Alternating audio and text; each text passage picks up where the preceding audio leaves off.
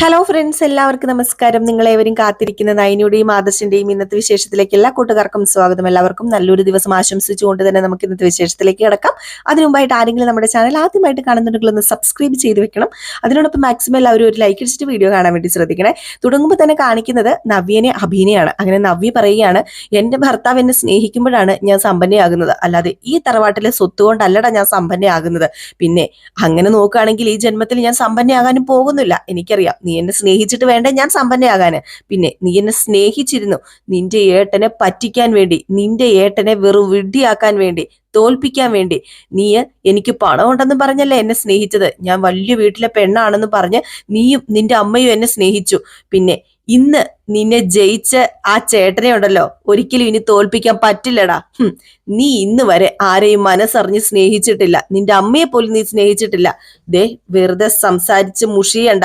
ദേ, ഇനി എന്റെ നാവിൽ നിന്ന് എന്തെങ്കിലും വന്നിട്ട് വേണം അടുത്ത ഡിമാൻഡ് നിനക്ക് മുന്നോട്ടേക്ക് വെക്കാൻ. ഓ, ഡിമാൻഡുകൾ ഇനിയും കാണും, മലയ്ക്ക് പോകുന്നത് വരെ. നീ എന്താ വിചാരിച്ചത് നിസ്സാരമാണെന്നോ? നീ ഒരു അയ്യപ്പനാണെന്നുള്ള വിചാരം എനിക്കില്ല. അതുകൊണ്ട് തന്നെ എനിക്ക് എന്ത് ചെയ്യാം? പിന്നെ വേറൊന്നുമല്ല, നീ ദൈവത്തിന് നിരക്കാത്ത പ്രവർത്തികൾ ചെയ്തിട്ടല്ലേ മലയ്ക്ക് പോകാൻ പോകുന്നത്. അതുകൊണ്ട് തന്നെ നിന്നെ ശിക്ഷിക്കുന്നത് ഭഗവാൻ ഇഷ്ടമായിരിക്കും. അതുകൊണ്ട് ഞാൻ ശിക്ഷിക്കൂടാ, നോവിക്കൂടാ. എന്റെ അഭിപ്രായത്തിൽ മറ്റുള്ളവര് തീവ്രതമായി വ്രതം പിടിച്ചിട്ട് മലയ്ക്ക് പോകുമ്പോൾ നീ തൽക്കാലം മലയ്ക്ക് പോകാതിരിക്കുന്നതാടാ നല്ലത്. എന്തിനാ വെറുതെ പോകുന്നത്? അത് അവർക്കും കൂടെ തടസ്സങ്ങൾ ഉണ്ടാക്കത്തേ ഉള്ളൂ, മാന്യമായിട്ട് മലയ്ക്ക് പോകുന്നവർക്ക്. ഇത്രയും പറഞ്ഞിട്ട് നമ്മുടെ നവ്യ അങ്ങ് പോയി. ഹബിക്കാണെങ്കിൽ കലിമൂത്ത് നിൽക്കുക, ആകെ പെട്ടു നിൽക്കുന്ന ഒരവസ്ഥ. എന്താ പറയുന്നത്, ഇനിയിപ്പോ എല്ലാരും അറിഞ്ഞ പ്രശ്നവും ആകും. അപ്പോഴത്തേക്ക് നമ്മുടെ അഭി മനസ്സിൽ വിചാരിക്കുക, ഈ തവണ ഞാൻ ആത്മാർത്ഥമായിട്ട് തന്നെയാണ് ഈ മലയ്ക്ക് പോകുന്നത്.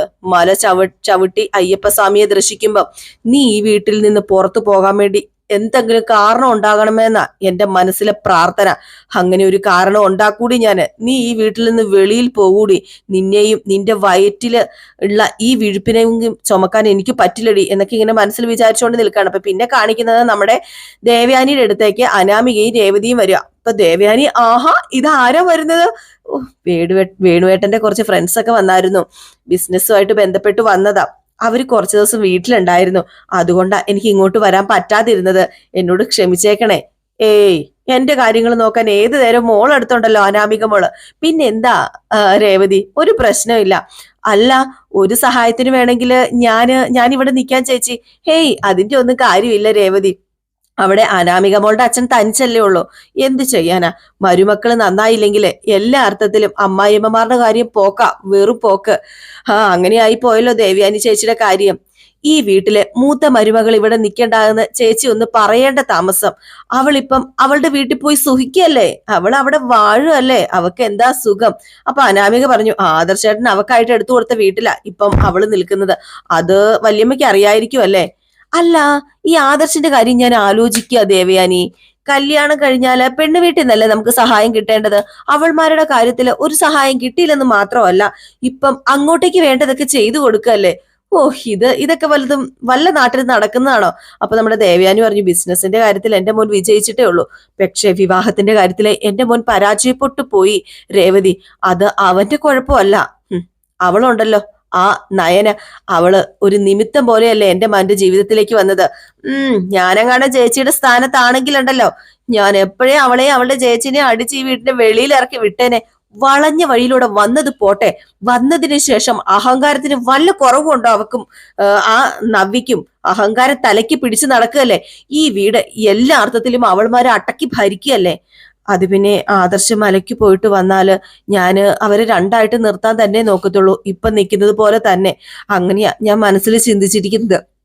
എന്റെ മോനെയും ഈ വീട്ടിലുള്ള എല്ലാവരെയും പാട്ടിലാക്കാൻ നോക്കുന്നവളെ എന്നേക്കുമായി തൂത്ത് തുടച്ച് കളയണം. അതാ ഞാൻ ശ്രമിക്കുന്നത്. അപ്പം ദേവയാനി അല്ല, അനാമിക പറഞ്ഞു, അതാ നല്ലത് വല്യമ്മേ. ഇപ്പൊ തന്നെ ഈ അവസ്ഥ വന്നത് അവള് കാരണമല്ലേ. അപ്പൊ രേവതി പറഞ്ഞു, ദേ, ഇത്രയും വലിയ അപകടം ചേച്ചിക്ക് ഉണ്ടായിട്ട് അത് പോലീസ് കേസ് ആക്കാതിരുന്നുണ്ടല്ലോ, അത് ശരിയായില്ല.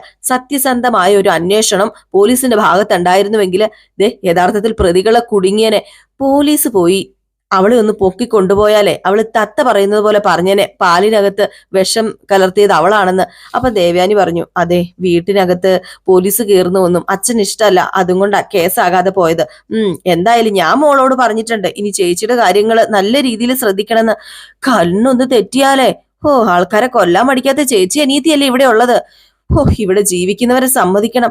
വീട്ടിനകത്ത് തന്നെ വീട്ടുകാരെ വക വരുത്തുന്നവരെ അകത്തുണ്ടായാൽ എന്ത് ചെയ്യാനാ ചേച്ചി? ഏതായാലും ചേച്ചി ഇവിടെ വിശ്രമിക്കുക, മോള് ബാ മോളെ എന്നും പറഞ്ഞ് അനാമികനെയും കൂട്ടിക്കൊണ്ട് രേവതി കുറച്ച് പാരയൊക്കെ പണിതിട്ട് അങ്ങ് പോവുകയാണ് കേട്ടോ. എന്തോ ഒരു ആത്മസംതൃപ്തി കിട്ടിയ പോലെയാണ് നമ്മുടെ രേവതിക്ക്. അങ്ങനെ നമ്മുടെ അനാമിക പറയാ, ദേ ഇപ്പം ആ തള്ള വല്യമ്മയ്ക്ക് കരള് കൊടുത്തത് ആരാണെന്നൊക്കെ അന്വേഷിച്ചോണ്ടാ നടക്കുന്നത്. ആ തള്ളക്ക് വേറെ ഒരു പണിയുമില്ല. കിലോ കണക്കിന് സ്വർണവും പണവും ഒക്കെ കൊടുക്കാനാ അവര് തീരുമാനിച്ചിരിക്കുന്നത്. അല്ല, ഞാനൊരു കാര്യം ചോദിച്ചട്ടെ, അവർക്കെല്ലാവർക്കും അറിയാലോ ഈ കരള് കൊടുത്ത ആരാണെന്ന്. അല്ലെങ്കിൽ നമ്മളാ കൊടുത്തതെന്ന് പറഞ്ഞ് നമുക്ക് ആ ഒരു സ്വർണങ്ങളും പണങ്ങളും ഒക്കെ ഉണ്ടല്ലോ, ഇങ്ങ് മേടിക്കായിരുന്നു. അല്ല മോളെ, നീ എന്താ ചിന്തിക്കുന്നത്? അല്ല, നമുക്ക് ആ വഴിക്ക് നീങ്ങിയാലോ എന്ന് ആലോചിക്കുക. എങ്ങനെ നീങ്ങാനാ? തലച്ചോറുള്ള ആൾക്കാരെ ഈ വീട്ടിലെ ആൾക്കാരെ, അവരെ പറ്റിക്കാനൊന്നും എളുപ്പമല്ല. അതുമല്ല, അങ്ങനെ പറ്റിക്കാൻ നോക്കി കഴിഞ്ഞിട്ടുണ്ടെങ്കിൽ ശരിയാവില്ല മോളെ. ശരിയാവും അമ്മേ. നമുക്ക് ഒരു പെണ്ണിനെ കണ്ടുപിടിച്ചിട്ട് വല്യമ്മയുടെ മുമ്പിൽ കൊണ്ട് നിർത്തിയാ പോരെ? ഇതാണ് അമ്മയ്ക്ക് കരള് തന്ന പെൺകുട്ടിന്ന്. ആ പെണ്ണിനും പകുതി സ്വർണം കൊടുക്കാം, പകുതി പണവും കൊടുക്കാം, നമുക്കും പകുതി എടുക്കാം. അതല്ലേ നല്ലത് എന്നിങ്ങനെ ചോദിച്ചപ്പോഴത്തേക്കും രേവതി പറഞ്ഞു, എനിക്ക് തോന്നുന്നില്ല ഈ കളിയൊക്കെ ഇവിടെ നടക്കുന്നത്. ഇവിടെയുള്ള ആണുങ്ങൾ മന്ദബുദ്ധികളാണെന്നേ. അല്ലെങ്കിൽ പിന്നെ വഴിതെറ്റി വന്ന അവരെ രണ്ടുപേരെയും ഈ വീട്ടിലെ ആണുങ്ങൾ സ്നേഹിക്കുമായിരുന്നോ? ഹേയ് മോളെ, നമ്മളല്ലേ മോളെ സ്വർണവും പണവും ആഗ്രഹിച്ചു വന്നത്. എന്നിട്ടിപ്പൊ നിനക്കൊന്നും കിട്ടുന്നില്ലല്ലോ മോളെ. ആകെ കിട്ടിയത് ആ ദേവയാനി ചേച്ചി തന്നെ സ്വർണമാ. അതുകൊണ്ടാ ഞാനും മോളുടെ അച്ഛനും പറയുന്നത് അനിയെ സോപ്പിട്ട് നിൽക്കാന്. അതിനവൻ പിടി തരണ്ടേ അമ്മേ? എന്നെ കണ്ടു കഴിഞ്ഞാൽ അപ്പൊ അവൻ വഴക്ക് തുടങ്ങും.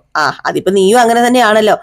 അവനോട് എനിക്കിപ്പോ തീരെ താല്പര്യം ഇല്ലമ്മേ. എനിക്കെന്തോ അവനോട് താല്പര്യം ഇല്ലാത്ത പോലെ. അപ്പോഴത്തേക്ക് നമ്മുടെ ദേവയാനി പതുക്കെ ഇറങ്ങി വരികയാണ് കേട്ടോ. അപ്പം ദേവയാനി പതുക്കെ ഇറങ്ങി വന്ന് ഇതൊക്കെ കേൾക്കണമെന്ന് പറഞ്ഞാൽ അനിയുടെ കാര്യം കേൾക്കണുണ്ട്. അപ്പോഴത്തേക്കും ആണെങ്കിൽ നമ്മുടെ ദേവയാനി പറഞ്ഞു, എനിക്കറിയാം മോക്ക് ഭയങ്കര വിഷമം അല്ലേ, മോക്ക് ഭയങ്കര വിഷമം കാണും അനിയെക്കുറിച്ച് ഓർക്കുമ്പോഴും അനിയെക്കുറിച്ച് പറയുമ്പോഴൊക്കെ എനിക്ക് മനസ്സിലാവുന്നുണ്ട് എന്ന് പറഞ്ഞുകൊണ്ടാണ് വരുന്നത് കേട്ടോ ദേവയാനി. അപ്പോഴത്തേക്കും നമ്മുടെ രേവതി പറഞ്ഞു, മോള് പറയുന്നതിൽ കാര്യമുണ്ട് ദേവയാനി ചേച്ചി. വിഷമിക്കൊന്നും വേണ്ട, അവനോട് നമുക്ക് കാര്യങ്ങളൊക്കെ പറഞ്ഞ് മനസ്സിലാക്കാം. അവനൊരു നല്ല മോനാ മോളെ. ആൾക്കാരെ മയക്കാൻ അറിയാവുന്ന ചിലരൊക്കെ വീട്ടിലേക്ക് വന്നതുകൊണ്ടാ ആദർശും അതുപോലെ അനിക്കും ഒക്കെ ചെറിയ മാറ്റം ഉണ്ടായത്. ഇല്ലെങ്കിൽ അവൻ നല്ലൊരു പയ്യനായിരുന്നു. പിന്നെ എന്ന് വെച്ച് എല്ലാം ഇട്ടെറിഞ്ഞു മോള് പോകരുത് കേട്ടോ. എല്ലാം സൂക്ഷിച്ചും കണ്ട് തന്നെ ഇവിടെ നിൽക്കണം. മോൾ ഇവിടുന്ന് പോയാൽ അത് വല്യമ്മയ്ക്ക് സഹിക്കില്ല, വല്യമ്മയ്ക്ക് ഭയങ്കര വിഷമാവും. അത് പിന്നെ വല്യമ്മേനെ കരുതിയിട്ട് മാത്രമാണ് സത്യം പറഞ്ഞ ഞാൻ ഈ വീട്ടിൽ പിടിച്ചു നിൽക്കുന്നത്. അറിയാം, എനിക്കെല്ലാം അറിയാം. അതിന്റെ പ്രയോജനം എന്റെ ഈ അനാമിക മോൾക്ക് ഉണ്ടാകും. അത് ഞാനാ പറയുന്നത്. ആദർശിന്റെ മുത്തശ്ശനും മുത്തശ്ശിയും അവക്ക് കൊണ്ടുപോയി സ്വർണം കൊടുത്തെന്ന് കരുതി എന്റെ മോള് വിഷമിക്കുകയൊന്നും വേണ്ട കേട്ടോ. മോൾക്കുള്ളതൊക്കെ ഞാൻ കരുതി വെച്ചിട്ടുണ്ട്. എന്റെ കയ്യിലുള്ള സ്വർണം എല്ലാം എന്റെ മോൾക്ക് തന്നെയാ. എന്റെ മരുമകൾക്ക് കൊടുക്കേണ്ടതെല്ലാം ഞാൻ മോൾക്ക് തരും. മോൾക്ക് ഈ വല്യമ്മേനെ വിശ്വസിക്കാം. മോള് വിശ്വസിച്ചു ഈ വല്യമ്മേനെ. എനിക്കൊന്നും വേണ്ട വല്യമ്മേ. ഒരു 3-4 തലമുറയ്ക്ക് ഇതൊക്കെ കഴിയാനുള്ളത് എന്റെ അച്ഛനും അമ്മയും ഉണ്ടാക്കി വെച്ചിട്ടുണ്ട്. പിന്നെ എന്തിനാ എനിക്ക് സ്വത്തൊക്കെ? അപ്പൊ നമ്മുടെ രേവതി ഇങ്ങനെ മനസ്സിലിങ്ങനെ വിചാരിക്കുക, അതെ ഒരു മേശയും ഒരു കസേര ഉണ്ടാക്കി വെച്ചിട്ടുണ്ട് നിന്റെ അച്ഛൻ. പറയാതിരിക്കുന്ന നല്ലതെന്ന് പറഞ്ഞ് ഓട്ടക്കണ്ണ് ഇട്ട് ഇങ്ങനെ നോക്കുകയാണ് കേട്ടോ നമ്മുടെ രേവതി അനാമികേനെ. മനസ്സിലാണ് കേട്ടോ ഇത്രയും കാര്യങ്ങളൊക്കെ വിചാരിച്ചത്. പിന്നെ കാണിക്കുന്ന സീൻ എന്ന് പറഞ്ഞാല് ആദർശിന് പെട്ടെന്നൊരു ഫോൺ കോള് വരികയാണ്. വേറെ ആരുമല്ല, നമ്മുടെ ദേവയാനിയാണ് വിളിക്കുന്നത്. അങ്ങനെ ദേവയാനി ചോദിക്കുന്നത്, നീ ഓഫീസിൽ എന്തെങ്കിലും ജോലി തിരക്കിലാണോ? അത് പിന്നെ ഞാൻ ഓഫീസിലേക്ക് പൊക്കോണ്ടിരിക്കുക. എങ്കിൽ പിന്നെ നീ എത്രയും പെട്ടെന്ന് വീട്ടിലെത്തണം. എന്തു പറ്റിയമ്മേ? എന്തെങ്കിലും അസ്വസ്ഥതയുണ്ടോ? അസ്വസ്ഥതയൊന്നുമില്ല. നീ ഇങ്ങോട്ടേക്ക് വാ, പെട്ടെന്ന് വാ, എന്നിട്ട് ഞാൻ പറയാം. എങ്കിൽ ശരി അമ്മയെന്ന് പറഞ്ഞ് ഫോൺ കട്ട് ചെയ്തു. ആദർശിന്റെ എത്തും പിടിയും കിട്ടുന്നില്ല എന്തിനായി ദേവയാനി വിളിച്ചതെന്ന്. പേടിയുണ്ടല്ലോ എപ്പോഴും, ഒരു കള്ളം മറച്ചു വെക്കുന്നത് കൊണ്ട് ഇനിയിപ്പോ സത്യം അറിഞ്ഞിട്ടാണോ എന്നൊക്കെ. ഏതായാലും ആദർശ് നേരെ നമ്മുടെ ദേവയാനിയുടെ അടുത്തേക്ക് വിട്ടുപോവുക. ഈ സമയത്താണ് ജലജ ഫോണിലൊക്കെ കുത്തിക്കൊണ്ടിരിക്കുമ്പം അങ്ങോട്ടേക്ക് നമ്മുടെ രേവതിയും അനാമികയും വരുന്നത്. അങ്ങനെ രേവതിയും അനാമികയും വന്ന് ജലജയുടെ അടുത്ത് ഇരിക്കുകയാണ്. എന്തെങ്കിലും പാര പണിയണമല്ലോ. അപ്പോഴത്തേക്കും ജലജ ചോദിച്ചു, അല്ല രേവതി പോകുവാണോ? അവിടെ മോളുടെ അച്ഛൻ തന്നെയല്ലേ ഉള്ളൂ. പിന്നെ ഇടയ്ക്കിടയ്ക്ക് ഇവിടെ എന്റെ മോളെ വന്ന് കണ്ടു കഴിയുമ്പോ ഒരു സമാധാനം. അതെങ്ങനെ സമാധാനം ഉണ്ടാകാനാ? മോൾ ആകെ പരിങ്ങലിലല്ലേ ഇവിടെ നിൽക്കുന്നത്. എന്ത് ചെയ്യാനാ ജലജ? കല്യാണം കഴിഞ്ഞു പോയില്ലേ, ഒന്നും ചെയ്യാൻ പറ്റില്ലല്ലോ. ഇനി കടുത്ത തീരുമാനങ്ങളൊന്നും എടുക്കാൻ പറ്റത്തില്ലല്ലോ. ആ ഒരു അവസ്ഥയിലാ എന്റെ മോളിപ്പം കടന്നു പോയിക്കൊണ്ടിരിക്കുന്നത്. അപ്പൊ നമ്മുടെ അനാമിക പറഞ്ഞു, ഞാൻ അന്ന് പറഞ്ഞതാ, അന്ന് അനി വന്ന് വിളിച്ചപ്പോ ഞാൻ ഇങ്ങോട്ടേക്ക് വരുന്നില്ലെന്ന്. അമ്മയും അച്ഛനും കൂടി നിർബന്ധിച്ച് എന്നെ ഇങ്ങോട്ടേക്ക് വിട്ടത്. അത് നന്നായി മോളെ. മോളിവിടെ വേണം. നയനെ അവളുടെ വീട്ടിൽ പോയി നിന്നാലേ പിന്നാലെ പോകാൻ ഇവിടെ ആൾക്കാരുണ്ട്. പക്ഷെ മോൾ അതുപോലെയല്ല. മോള് വീട്ടിൽ പോയി നിന്ന പുറകെ ആരും വരില്ല. ആദർശ് ഇവിടുന്ന് പോയില്ലെങ്കിൽ അവന്റെ മുത്തശ്ശനും മുത്തശ്ശിയൊക്കെ പോകും. പക്ഷെ അതുപോലെ അല്ല മോളുടെ കാര്യം. മോളത് ഓർത്തോണം. മോള് വീട്ടിൽ നിന്നാലും ഒരു കാരണവശാലും അനി മോളെ വിളിക്കാൻ വരുന്ന എനിക്ക് തോന്നുന്നില്ല. അനിക്കേ മോളോട് ഒരു സ്നേഹവും. അതുപോലെ ഈ വീട്ടിനകത്ത് ജാനകി ഞാനും അല്ലാതെ മറ്റാരും അനിയോട് മോളെ പോയി വിളിച്ചോണ്ട് വരാൻ പറയുന്നുണ്ടോ? ഇതുവരെ പറഞ്ഞിട്ടുമില്ല. അത് പിന്നെ എനിക്ക് മനസ്സിലായി ജലജെ. അതുകൊണ്ടാ മോളോടും ഞാൻ ഇങ്ങോട്ടേക്ക് വരാൻ പറഞ്ഞത്, ഞാനും വേണുവേട്ടനെ നിർബന്ധിച്ചത്. ഒരു കല്യാണം കഴിഞ്ഞാല് തുടക്കത്തില് ഇതുപോലെയുള്ള പ്രശ്നങ്ങൾ എല്ലാ വീടുകളിലും ഉണ്ടാവുമല്ലോ. ആ സമയത്ത് നമ്മുടെ പെണ്ണുങ്ങൾ തന്നിഷ്ടത്തിന് ഓരോ തീരുമാനം എടുത്തു കഴിഞ്ഞാലേ അതുകൊണ്ട് നമുക്ക് മാത്രമല്ലേ നഷ്ടം ഉണ്ടാകത്തുള്ളൂ. അത് ശരിയാ പറയുന്നത്. അപ്പോഴത്തേക്ക് നമ്മുടെ അനാമിക പറഞ്ഞു, ഞാൻ വീട്ടിൽ നിൽക്കുന്നത് അച്ഛനൊരു ഭാരമല്ല. അല്ല പിന്നെ മോള് പറയുന്നത് എനിക്കാണോ മോള് വീട്ടിൽ നിൽക്കുന്ന ഭാരം? അതല്ല, മോള് വീട്ടിൽ വന്ന് നിന്നാല് അച്ഛനും അമ്മയ്ക്കും അതൊരു നാണക്കേടാ. അത് മോള് മനസ്സിലാക്കുക. 1-2 ദിവസം നിൽക്കുന്ന പോലെയാണോ സ്ഥിരമായിട്ട് വീട്ടിൽ വന്ന് നിൽക്കുന്നത്? നാട്ടുകാരൊക്കെ ചോദിക്കില്ലേ? പിന്നെ ബന്ധുക്കളും ചോദിക്കും. എല്ലാവരും ചോദ്യം ചെയ്യാൻ തുടങ്ങും. അത് ശരിയാ രേവതി പറയുന്നത്. ഈ ബന്ധുക്കൾക്കും നാട്ടുകാർക്കും ഒക്കെ സ്വന്തം കാര്യത്തെക്കാളും താല്പര്യമാ മറ്റുള്ളവരുടെ കാര്യത്തിലൊക്കെ. മോള് പറഞ്ഞത് ശരിയാ. മോളല്ല സോറി, രേവതി പറഞ്ഞത് ശരിയാ. മോൾ ഇവിടെ നിൽക്കട്ടെ, ഇപ്പൊ തൽക്കാലം അത് തന്നെയാ നല്ലതെന്ന് പറഞ്ഞു. അപ്പോഴത്തേക്ക് നമ്മുടെ അഭിയും അതുപോലെ നവ്യയും കൂടെ ഇറങ്ങി വരികയാണ് കേട്ടോ. അപ്പൊ ഇവരിവിടെ കൂടി നിൽക്കുകയാണല്ലോ. അപ്പൊ നവ്യനെ കണ്ടതും ചൊറിഞ്ഞു കയറുക നമ്മുടെ ജലജയ്ക്കും ഈ പറയുന്ന അനാമികയ്ക്കും രേവതിക്കും ഒക്കെ. അങ്ങനെ നമ്മുടെ നവ്യ ഇറങ്ങി വന്ന് അഭി പുറകെ ഇറങ്ങി വന്നു. അപ്പോഴത്തേക്കും ചോദിച്ചു, അല്ല നീ എങ്ങോട്ടാ ഇവളെ കൊണ്ട് പോകുന്നത്? ഷൂട്ടിങ്ങിനും മറ്റും പോവുകയാണോ? അപ്പൊ രേവതി ചോദിച്ചു, അപ്പൊ ഇതിനു മുമ്പ് ഷൂട്ടിനൊക്കെ പോയിട്ടുണ്ടോ? കൊള്ളാം, ഇവളൊരു പരസ്യത്തിൽ അഭിനയിക്കാനാണെന്ന് പറഞ്ഞ് 4 ആള് കണ്ട് അറയ്ക്കുന്ന വേഷം ഇട്ടോണ്ട് പോകാൻ തുടങ്ങിയതാ ഷൂട്ടിങ്ങിന്. അപ്പോഴത്തേക്ക് നമ്മുടെ അനാമിക അയ്യേ എന്നിങ്ങനെ വെച്ചു. അപ്പൊ ജലജ പറഞ്ഞു, അതൊന്നും ഈ വീട്ടിൽ നടക്കില്ല. അതുകൊണ്ട് മുളയില് നുള്ളിന്ന് മാത്രം, അല്ലെങ്കിൽ ഇപ്പൊ ഇവള് വലിയ പരസ്യക്കാരി ആയേനെ. അപ്പോഴത്തേക്ക് നമ്മുടെ നവ്യ പറഞ്ഞു, ഈ വേഷത്തിന് കുഴപ്പമൊന്നുമില്ലല്ലോ. വേഷത്തിന് കുഴപ്പമൊന്നും ഇല്ലല്ലോ, സ്വഭാവത്തിനാ കുഴപ്പം എന്ന് അനാമിക. അപ്പം നവ്യ പറഞ്ഞു, നിന്റെ സ്വഭാവം നല്ല സ്വഭാവമാണല്ലോ, അതിന് നിന്റെ അച്ഛനോടും അമ്മയോടും ഞാൻ നന്ദി പറയുക. ഒറ്റ മോളായതുകൊണ്ട് വളർത്തി ഇല്ലാതാക്കി കളഞ്ഞല്ലോ ആന്റി. എന്താടി പറഞ്ഞത്? നീ പരിസരത്ത് വന്നൊന്ന് അന്വേഷിക്ക. ഞങ്ങളെ മോളെ പോലെ നല്ലൊരു സ്വഭാവമുള്ള മോളെ ആ പരിസരത്ത് കാണില്ല. അപ്പൊ ആ പരിസരത്ത് ആള് കാണത്തില്ലല്ലേ? ആരും ഇല്ലാത്തത് കൊണ്ട് ഇവളായിരിക്കും നല്ലത്. ആളുണ്ടെങ്കിൽ ഏതായാലും ഇവളെ കുറിച്ച് ആരും നല്ലത് പറയാൻ പോകുന്നില്ല. അപ്പൊ ജലജ പറഞ്ഞു, നിന്റെ സ്വഭാവമാണ് എല്ലാവരുടെയും, നീ കരുതരുത് നവ്യ. എന്റെ സ്വഭാവത്തിന് എന്താ കുഴപ്പം? എന്നാ കുഴപ്പം പറ, എന്തെങ്കിലും കുഴപ്പമുണ്ടോ? അപ്പോഴത്തേക്ക് നമ്മുടെ ജലജ മിണ്ടുന്നില്ല കേട്ടോ. കാരണം ജലജ മിണ്ടി കഴിഞ്ഞിട്ടുണ്ടെങ്കിൽ ജലജ പെട്ടുപോകുന്ന ജലജയ്ക്ക് അറിയാം. അപ്പൊ നവ്യ ചോദിച്ചു, എന്ത് പറ്റി വിഴുങ്ങിക്കളഞ്ഞത്? എന്റെ സ്വഭാവത്തിന് എന്തെങ്കിലും കുഴപ്പമുണ്ടോ? പറ അബി, എന്റെ സ്വഭാവത്തിന് എന്തെങ്കിലും കുഴപ്പമുണ്ടോ എന്ന് ചോദിച്ചു. അപ്പോഴത്തേക്കാണ് പെട്ടെന്ന് നമ്മുടെ നവ്യ സ്വർണ്ണ മീനിന്റെ ബാഗിൽ വെച്ച സ്വർണ്ണ മീനിന്റെ എന്നൊക്കെ പറഞ്ഞ് ക്ലൂ കൊടുക്കാണ് കേട്ടോ. ഇത് കേട്ടപ്പോഴത്തേക്കും ജലജ വായ അടയ്ക്കാതിരിക്കാം ജലജയ്ക്ക് പറ്റില്ല. അപ്പൊ പെട്ടെന്ന് നമ്മുടെ ജലജ പറഞ്ഞു, അത് പിന്നെ രേവതി, അനാമിക ഇവളുടെ സ്വഭാവത്തിന് കുഴപ്പമൊന്നുമില്ല, പിന്നെ ഇവളുടെ നാക്കൊന്ന് നിയന്ത്രിക്കുന്ന നല്ലതാ. എങ്കിൽ ശരി അമ്മായിയമ്മേ, ഞാൻ എന്റെ നാവിനെ നിയന്ത്രിക്കാം. നാവിന് നല്ലതെന്ന് തോന്നുന്നത് മാത്രം പറയട്ടെ അമ്മായിയമ്മേ, ഞാൻ എന്റെ നാവിന് നല്ലതെന്ന് തോന്നുന്നത് മാത്രം ഞാൻ പറയട്ടെ അമ്മായിയമ്മേ. അപ്പോഴത്തേക്ക് ജലജ പറഞ്ഞു, എന്റെ പൊന്നു മോനെ, നീ ഇവളെയും കൊണ്ട് എങ്ങോട്ടേക്ക് പോകാനാ വന്നേ? അത് പിന്നെ ഇവക്ക് പുറത്ത് വരെ പോണെന്ന് പറഞ്ഞു. എങ്കിൽ പിന്നെ വൈകിക്കണ്ട, പോയിട്ട് വാ, രണ്ടുപേരും കൂടെ പുറത്ത് പോയിട്ട് വാ. അപ്പൊ നവ്യ പറഞ്ഞു, ഞങ്ങൾ പുറത്തൊക്കെ പോയി ഷോപ്പിംഗ് ഒക്കെ ചെയ്ത് നല്ലൊരു സിനിമയൊക്കെ കണ്ട് ചുറ്റി കറങ്ങിട്ട് ഞങ്ങൾ ഇങ്ങോട്ടേക്ക് വരാം. പിന്നെ പുറത്തുനിന്ന് ഫുഡും കഴിക്കാം, അല്ലേ അഭി? അപ്പോഴത്തേക്ക് നമ്മുടെ രേവതി പറഞ്ഞു, മലയ്ക്ക് പോകാൻ മാല ഇട്ടിട്ട് പുറത്തുനിന്ന് ഫുഡ് കഴിക്കുന്നത് ശരിയല്ല. അതിന് ഞാനല്ല കഴിക്കുന്നത്, ഇവനല്ലല്ലോ കഴിക്കുന്നത്. പുറത്തുനിന്ന് ഫുഡൊന്നും കഴിക്കാതെ നടന്നതല്ലേ, ഇപ്പൊ അതിനുള്ള അവസരം കിട്ടിയൊക്കെണ്ടായിരിക്കും ഇവളങ്ങ് കയറി നിരങ്ങുന്നത്. അപ്പോഴത്തേക്ക് നവ്യ പറഞ്ഞു, ഞങ്ങൾ പാവങ്ങളാ, എന്റെ അച്ഛൻ ഒരു ശില്പിയാ, പ്രതിമകൾ വിറ്റാ ഞങ്ങൾ ജീവിക്കുന്നത്. അതിന് ഞങ്ങൾക്ക് നാണക്കേടേ ഇല്ല. പിന്നെ അന്ന് ഞങ്ങൾക്ക് ഫുഡ് കഴിക്കാനുള്ള അധികം ആസ്തിയൊന്നും ഉണ്ടായിരുന്നില്ല. അത് സമ്മതിക്കുന്നതിന് ഞങ്ങൾക്ക് ഒരു മടിയില്ല. പിന്നെ എന്ന് വെച്ച് ഞങ്ങൾക്ക് ഇഷ്ടപ്പെട്ട ഭക്ഷണമൊക്കെ ഞങ്ങൾക്ക് 3 പേർക്ക് കിട്ടിയിട്ടുണ്ട്. അത് ഞങ്ങളുടെ അച്ഛൻ ഞങ്ങൾക്ക് വേണ്ടി എത്തിച്ചു തന്നിട്ടുമുണ്ട്. അതുപോലെ നയനയും ഞങ്ങൾ ഇതുവരെ ഫുഡിനൊന്നും ദാരിദ്ര്യമായിട്ട് ഇരുന്നിട്ടില്ല. പിന്നെ ആ സമയത്ത് അവൾ ഒരു ആർട്ട് ഗാലറി നടത്തിയിരുന്നു. അന്നൊക്കെ അത്യാവശ്യം വരുമാനം അവക്കും കിട്ടുമായിരുന്നു. അവളും എനിക്ക് ഫുഡും വസ്ത്രവും ഒക്കെ മേടിച്ചു തന്നിട്ടുണ്ട്. പിന്നെ നിന്നെപ്പോലെ കാശുള്ള അച്ഛന്റെ മക്കളൊന്നും അല്ലായിരുന്നു കേട്ടോ ഞങ്ങള്, നിന്നെപ്പോലെ പണക്കാരി അല്ലായിരുന്നെന്ന്. പിന്നെ ഇപ്പോഴാ കാശുള്ള ഒരു കുടുംബത്തിലേക്ക് വന്നത്. അതുകൊണ്ട് ഇപ്പൊ നടക്കാ പോയ ആഗ്രഹങ്ങളൊക്കെ നടത്തിയെടുക്കുന്നു എന്ന് മാത്രം. അതിനെന്താ കുഴപ്പമിരിക്കുന്നത്? അപ്പോഴത്തേക്ക് നമ്മുടെ രേവതി പറഞ്ഞു, എന്റെ പൊന്നു ജലജ, ഇവളെ പോലെ ഒരു മരുമകളെ എങ്ങനെ സഹിക്കുന്നു? അത് തന്നെ എനിക്ക് ആന്റിയോടും ചോദിക്കാനുള്ളത്. ഇവളെപ്പോലെയുള്ള ഒരു മോളെ എങ്ങനെ ആന്റി ഇത്രയും നാള് സഹിച്ചത്? സമ്മതിക്കണം കേട്ടോ.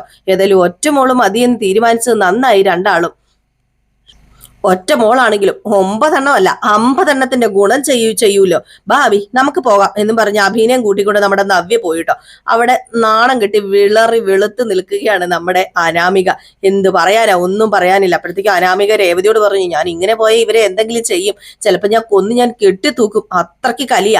അപ്പോഴത്തേക്ക് നമ്മുടെ ജലജ മനസ്സിൽ വിചാരിക്കുക, ചെയ്യാൻ നോക്കിയതാണല്ലോ, എന്നിട്ട് ആ പാല് കുടിച്ചത് വേറൊരുത്തിയായി പോയല്ലോ. അപ്പം നമ്മുടെ രേവതി പറഞ്ഞു, അതെ മോക്കെ പിടിച്ചു നിൽക്കാൻ പറ്റത്തില്ലെങ്കിലേ മോളങ്ങ് പോരെ, അല്ലാതെ അവളോടൊന്നും വഴക്കിനും ഗുസ്തിക്കും നിൽക്കണ്ട, അതാ നല്ലത്. വെറും വൃത്തികെട്ട സ്വഭാവമാ. എന്നാലും അഭിയേട്ടന് ഇത് വല്ലാത്തൊരു മാറ്റം തന്നെയാണല്ലോ. ഇതെന്ത് പറ്റി അഭി ഇങ്ങനെ മാറാന്? അതെ അഭി സ്വർണം കൊടുത്തത് പിന്നാലെ ഇപ്പൊ ലോകം കാണിക്കാൻ വേണ്ടി കൊണ്ടുപോയിരിക്കുക. അത് പിന്നെ അവനെ എന്തോ പറഞ്ഞ് തളച്ചിട്ടുണ്ട്. അത് തന്നെ എനിക്കും പറയാനുള്ളത്. അപ്പച്ചിനെ എന്തോ പറഞ്ഞ് അവള് തളച്ചിട്ടിട്ടുണ്ട്. അല്ലെങ്കിൽ പിന്നെ അപ്പച്ചി പല സ്വഭാവം കാണിക്കില്ലല്ലോ, പലതവണയും അവളുടെ മുമ്പിൽ ചൂളി നിൽക്കുകയാണല്ലോ. ഇതുപോലെ ഒരു മരുമകളെ സഹിക്കുന്ന ജലജനെ സമ്മതിക്കണം കേട്ടോ. എന്റെ മോള് സമാധാനമായിട്ടിരിക്കെ, ഞാൻ പോയിട്ട് വരാട്ടോ, അമ്മ പോവുകയാണേന്ന് പറഞ്ഞ് രേവതി പോയിട്ടോ. പിന്നെ കാണിക്കുന്ന നമ്മുടെ ജലജേനെയാണ്. ജലജ ഇതെന്ത് പറ്റി അഭിക്ക് എന്ന് ഇങ്ങനെ മനസ്സിൽ ആലോചിച്ചുകൊണ്ടിരിക്കുക. ജലജയ്ക്കൊന്നും മനസ്സിലാവുന്നുമില്ല.